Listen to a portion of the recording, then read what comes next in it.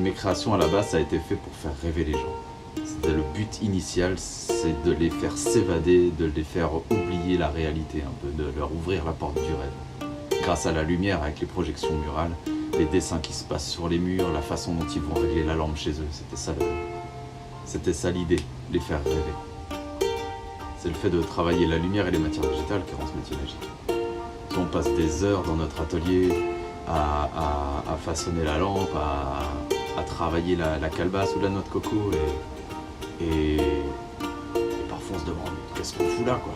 Et en fait quand la lampe est terminée, qu'on l'allume pour la première fois et là on voit ce qu'elle fait. C'est là, c'est à ce moment précis qu'on sait pourquoi on fait ce métier, c'est magique.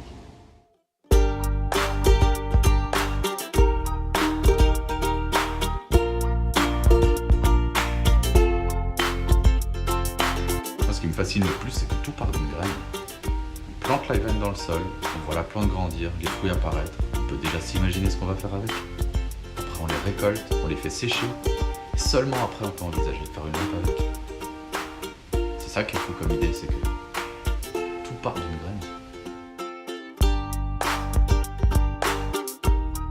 C'est une sacrée aventure, on apprend tout le temps, on teste des choses, on se loupe, on transforme des échecs en réussite, des erreurs en nouvelles techniques. C'est une aventure de fou.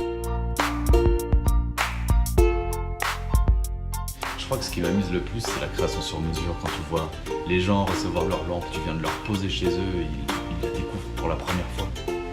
Et là, tu allumes et ils se rendent compte de toute la dimension, de tout l'univers qui s'ouvre chez eux, toute la transformation que ça crée. Ils sont comme des enfants, ils ont des étoiles dans les yeux, c'est génial, c'est une expérience unique.